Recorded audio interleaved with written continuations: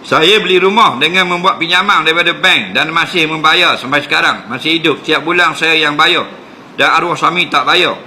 Adakah rumah itu ke hasil pencarian juga? Yang pernah saya dengar, kalau rumah sebut nama suami, isteri hanya seorang suri rumah, dikira harta pencarian. Jawabnya, harta pencarian ni yang dibeli oleh suami. Atau dibeli oleh suami dan isteri. Pakat-pakat sipang duit, cukup 200,000 beli rumah. Maka harta pencarian. Lagi. Yang kedua, suami beli. Tak ada masuk duit isteri. Tapi isteri itulah yang membantu kehidupan suami. Dia yang jaga hidup mati suami. Maka dapat harta pencarian juga. Walaupun dia tak keluar dalam piti nak beli rumah. Okey. Hak ni isteri beli rumah pitih dia. Bukan harta pencarian. Harta isteri dia. Lagi. Apakah hukum meletak chewing gum di langit-langit masa solat? Kerana kita sudah berwuduk dan sementara menunggu waktu solat, kita mengunyah chewing gum. Tapi terlupa ada di langit-langit dan jatuh dalam lidah ketika sujud. Dia makan chewing gum. Chewing gum tu, orang Terengganu panggil chewing gum. Kalau darat-darat, cekelak getah. Kalau ladang batu buruk, chewing gum. Okey? Bahasa Terengganu kena tahu kok. Ramai orang Terengganu tak betul. Macam ganu tu bukan. Tu orang besu. Ganu orang besu. Bukan bahasa Terengganu tu. Kalau orang bandar, orang barang semua takir, batu buruk, kolibar, cenering, terganung. Betul mula. Terganung. Ganu tu orang besu. Orang besu. Orang calok. Tak tahu orang ganu. Dan ni habis jadi ganu. Kan? Terganung. Okey? Kalau chewing gum tu, cekelak suigang. Cekelak suigang. Kalau gali-gali kapelang, cekelak getah. Kapelang, apa benda ni, ukit payung, cekelak getah. Jadi dia makan cekelak getah suigang, dia tak ingat. Dia pergi ambil wuduk dah ingat. Patut kehat.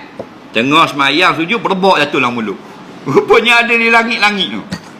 Jawabnya tidak batal jika tidak ada pun dia menelan air yang larut daripada suigam itu selepas takbir. Kalau lepas pada takbir ada dia menelan setitik pun daripada air yang ada datang dari suigam itu dengan air liur, batal. Jadi bila dah ada dalam mulut, dalam konsep biar benda lebihan makanan, ulama fiqh kata hendaklah kita ludah. Bila? Dalam solat. Jadi suigang ini kalau duduk dalam poket baju, sah tak semayang? Sah. Ludah dalam poket. Itu poket belah kiri, sunat beludah sebelah kiri. Kalau buat poket belah kanan, buat belah kiri. Betul tak? Kenapa orang Terengganu sebut menatang?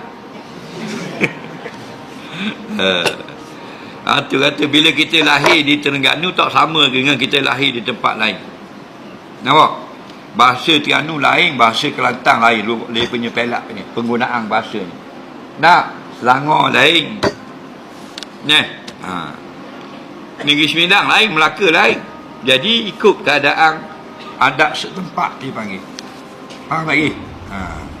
Ada benda itu elok di satu tempat, tidak elok di tempat yang lain. Ada satu benda yang di tempat yang itu jadi tak molek, tempat ni pula jadi molek. Ada benda tu tak sukai di satu negeri, tapi negeri yang sebelahnya benda yang biasa diterima masyarakat. Maka termasuk cakap binatang. Bukan bermakna Terengganu tu dalam boleh guna penggunaan binatang, semua benda binatang kan. Jadi penggunaan binatang ni banyak dalam bahasa Terengganu. Kadang-kadang binatang tu bukan marah. Tidak ada pun perasaan marah. Tapi ada ayat binatang. Nampak? Contohnya dia nak buka skru, ketak. Tekan kan, ketak juga binatang ni. Adakah dia marah? Tak marah. Tapi ada kadang-kadang dia, binatang tu makna marah. Tapi bukan makna orang tu hayawan. Tak. Makna dia nak marah. Betul tak? Contoh, kalau dia janji dengan orang pukul 3. Orang tu lewat 10 minit. Tak. Dia tak kata dah nama. Dia kata kakak. Pukul 3 tunggu 3-2 minit. Ni dah lah nak bagi lagi. 2 minit. Tapi kalau 10 minit, berak baru sapa. 10 minit baru mari. Baru sapa kakak ni. Kalau sejam, jebit datang tu. Sejam. Pukul 3 janji kawan tu tunggu mana? Pukul 4 baru mari. Pukul 4 orang ni datang. Itu bahasa-bahasa Terengganu. Betul tak? Tapi kalau 2 jam, dia tubik benda. Datang beruk. Nak buat apa ni? Betul tak? Ke tak betul? Dah. Kita nak pergi marah orang. Tak boleh. Padahal bukan beruk kawan. Kawan mulai-mulai ada dengan pakai baju lawa. Tapi sejam, tubik datang. Datang sejam apa? Aku nak kata tunggu. 2 jam. 2 jam baru lagi datang beruk. Dah gitu lah. Ke tak betul? Tapi kena tepatnya. Tak kena tepat, tak betul pula. Ni kena tengok tepat dia. Macam angin. KL lain. KL benda mana angin? Sini kalau angin benda mana?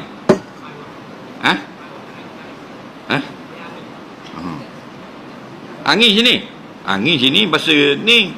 Bahasa tak mampu pun nak pakai kau. Angin ni. KL angin mana? Marah. Jangan awak aku angin. Faham lagi? Maksudnya jangan awak aku marah. Lain angin KL. Betul tak? Macam patak Patak kain. Sini panggil patak. Dia buat ni patak duduk di bawah. Dia pakai kain kan? Orang luar benda. Lain ada, betul tak? Jadi dia bahasa dia, kita kena hormat kita bahasa kita. Sini kalau kita nak suruh tangga kulit buah pelang, kita panggil koyok. Okay? Kopek mari cakap sini faham apa. Digi kau pang wacik kopek. Wacik apa tahu. Kopek tu je. Tak. Malah KL tak boleh. Sini takkan kopek koyok. Faham lagi? Kalau saya pergi KL untuk hadir konsert band yang menyokong LGBT, boleh jamak kosor tak? Kerana ada orang kata tak boleh jamak kosor sebab tempat konsert itu campur laki puang. Dia yang pertama kita faham, yang pertama sekali ialah pengisian tu. Siapa yang mengisi? Yang menyanyi, yang menjadi penghibur tu siapa?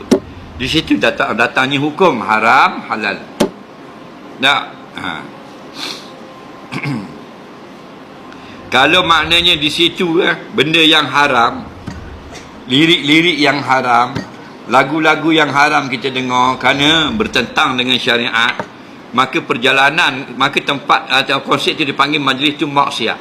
Bila majlis itu maksiat, kita ni tidak boleh pergi, haram. Kalau kita pergi juga tidak boleh mengambil rukhsah agama.